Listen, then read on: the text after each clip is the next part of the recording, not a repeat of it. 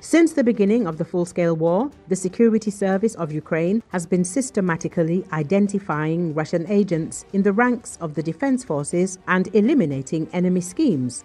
52 active military personnel have been found to be agents of the Russian Federation. 44 traitors have already received prison sentences, the SBU press service reports. The SBU Military Counterintelligence Department, together with the Commander-in-Chief of the Armed Forces of Ukraine, continues to actively work to protect national security. Since the beginning of the full-scale invasion of Russian troops into Ukraine, the DVKR employees alone have identified 207 agents of the Russian Special Services who collected information about the troops and military facilities of Ukraine, including 52 active servicemen of the Armed Forces of Ukraine. 44 traitors have already been sentenced to terms of 12 to 15 years, including the former commander of the Special Operations Forces unit who transmitted the plans of operations of Ukrainian Special Forces to the occupiers. In the fall of 2024, the SBU detained an agent of the Russian Federation and seized the means of secret communication with a Russian curator from the GRU.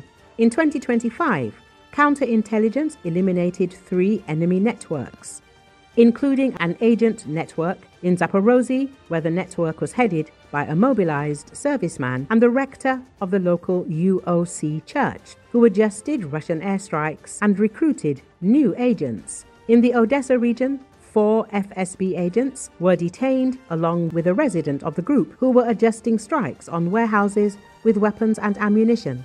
A 38-year-old informant who collected coordinates for missile and drone attacks on airfields with combat helicopters of the Ukrainian Armed Forces has been arrested in Lviv region. In addition to combating agents, the SBU prevented the theft of more than 44 billion Ukrainian hryvnia in the defense sector, blocked 114 schemes to evade mobilization and stopped 222 cases of illegal arms trafficking.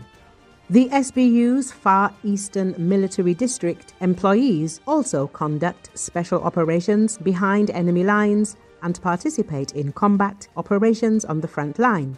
Since the beginning of the full-scale war, they have destroyed 219 Russian tanks, 358 armored vehicles, 318 artillery systems, and 73 electronic warfare systems. The SBU continues its comprehensive work to identify and punish all those responsible, protecting national security and strengthening Ukraine's defense capability.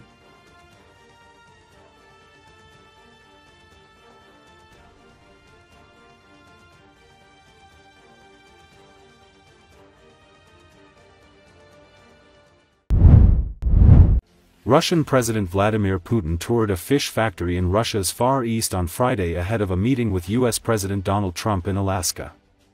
According to Associated Press, Trump is flying to Alaska for a high-stakes summit with Putin at a U.S. military base.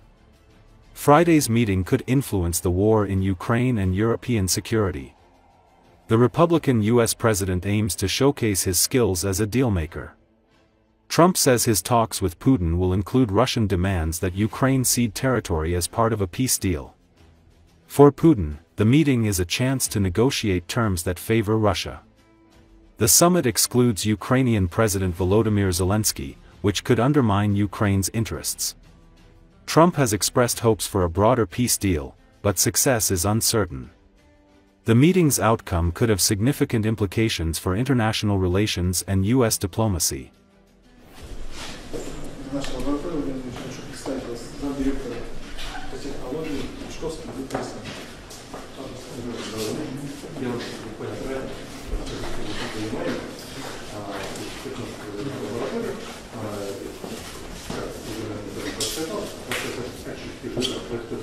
достаточно узким, то, что мы сейчас делаем, это вот RPG, мы делаем детское. А это мы хотели вам наглядно показать, вот. Александр Александрович.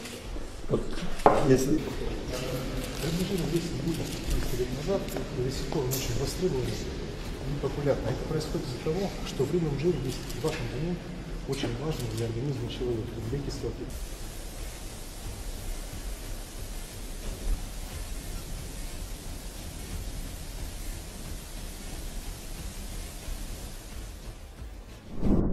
President Donald Trump says his meeting in Alaska with Russian President Vladimir Putin will be a big meeting and is going to be a good meeting, but that the more important meeting is the second meeting we're having with Putin and Zelensky.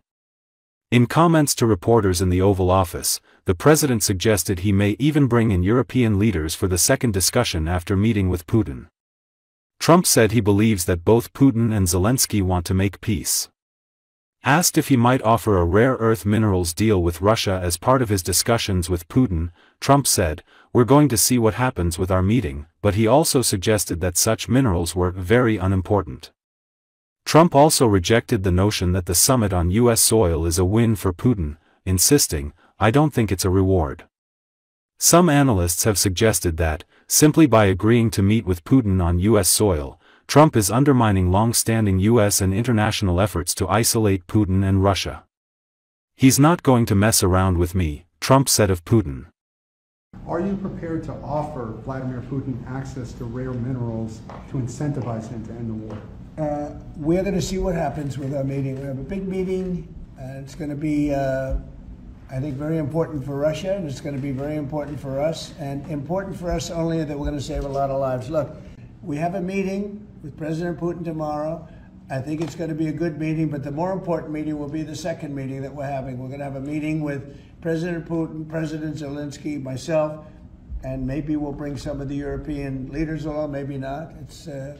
I don't know that it's going to be very important. We're going to see what happens. And I think President Putin will make peace. I think President Zelensky will make peace. We'll see if they can get along. And if they can, it'll be great. You know, I've solved 6 wars in the last 6 months, a little more than 6 months now. And I'm very proud of it. I thought the easiest one would be this one. It's actually the most difficult. Mr. President, go ahead, please. Mr. President, thank you. Do you think this summit and the incentives for peace you are putting on the table could end up rewarding Putin for his invasion of Ukraine? And what kind of signal do you think that could potentially send to other aggressors? No, I don't think it's a reward. I think that what we have is a situation that should never have started. Should have never started. It didn't start under me, and for 4 years it wasn't even discussed. And I could see it was going to happen after I left. I could see what was happening. Everything that we did was wrong. Everything that was done was wrong. Everybody's to blame. Putin's to blame. They're all to blame. This is a war that would have never happened.